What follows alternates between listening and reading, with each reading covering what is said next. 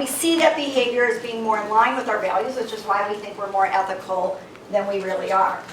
The discrepancy between prediction and action is what is known as forecasting errors, and the discrepancy between action and recollection, what is known as revisionary ethics. And what I want to do is really just focus for the purpose of this on two. And certainly a question that comes to mind is, well, what's different between these two? And one of the things that we know is different is that the level of abstraction at which we're thinking is in fact different. The level of what's called construal. We can either be at a high level of construal, where we have this forest level view, and here our concerns are really motivated by what are known as desirability concerns. How do I desire to behave? And I'm asking questions such as, why do I want to behave this way? We can contrast that with what's known as a low level of construal, where here I'm looking at a tree or maybe the bark on the tree, and I'm not driven by desirability concerns, I'm driven by what are known as feasibility concerns. In other words, what makes sense for me in this moment? And here I'm really focused on the mechanics of behavior. How should I behave?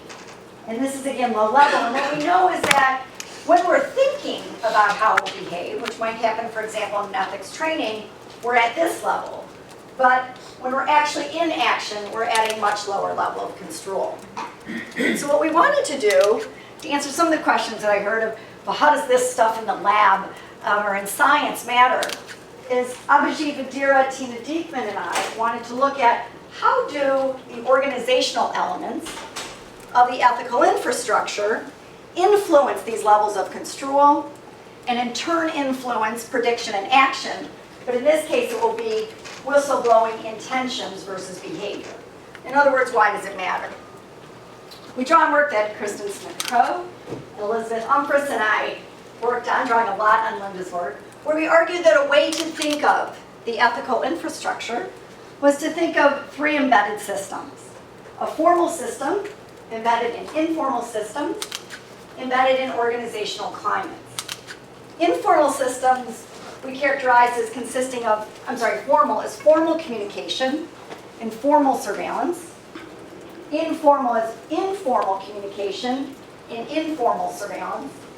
And organizational climates we conveyed as consisting of climates of ethics, justice, and respect. For the purposes of this, don't pay attention to the ones that are faded. And let me just say that we broke this formal sanctioning into two forms of sanctioning, and I think we heard a lot in Elizabeth's talk. One is sanctioning of the perpetrator, what I think you might refer to as kind of futility, right? Is this going to be efficacious at all? If I blow the whistle, is anything going to happen? And the other is sanctioning of the whistleblower, and that is, am I going to be retaliated against, which I think was your fear element. What we found in 3 studies measured 3 different ways is that those outer levels, the climates of ethics and justice in the informal communication systems, that they led to higher level of thinking, that forest level view. And when essays are written about them, you see more things like why we want to behave this way. Where your formal communication systems and your formal sanctioning led to a much lower level, kind of those feasibility, what makes sense for me in this moment, more focused on the how, the mechanics of behavior. And then what we want to do is test how these played out in whistleblowing intentions and behavior and why they matter. So we worked with a company in India, and we ended up with 200 people, where we had just not only their self-report of whistleblowing behaviors, but also their supervisor reports of their whistleblowing behaviors. And what we predicted and found is that these outer levels, again, the climates and the informal communication, that they led to whistleblowing intentions, but your programmatic elements, in some sense, your formal, led to actually whistleblowing behaviors. And for those of you that care, this partially mediated this relationship. More interesting, though, are the interactions. And so what you see here are that when a formal communication system is strong, as it is here in the solid line, you see more whistleblowing behaviors. But you particularly see that when people already had the intention to whistleblow in the beginning. That is, they said, if I see wrongdoing, I will blow the whistle. We see that also true here when retaliation is presumed to be low. So when I don't think I'm going to be retaliated against, I am more likely to blow the whistle. But again, more likely to happen when I already intended to blow the whistle if in fact I saw that behavior. And actually made no difference whether or not I thought I was going to be retaliated against if I didn't intend to blow the whistle when I saw it anyway. We see the same thing true with efficacy, and that is the more I think you're going to do something about whistleblowing, of course the more I'm going to blow the whistle, but again only when intentions are high.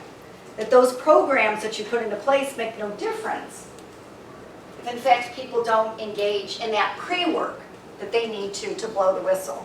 So to this kind of, do we have this rational side, which one dominates? I think the answer, or is it the impulsive? I think the answer is you need both. When we think about it from an organizational perspective, what does that mean for you guys? If you don't do the hard work of building the should self, the rational, cool-headed self, by building your cultures and your climates, your programs aren't going to make a difference. On the other hand, when that impulsive self takes over, if you don't have the programs in place that tell people the hows, that address what's most likely going to be the dominant self of the moment, is not going to be value activated, it's going to be feasibility concern, then you're also not going to make the difference. So to the terms of alignment you do, but this is why you need those in alignment, and these are the stages in which I think you should be thinking about when they should be activated. Thank you.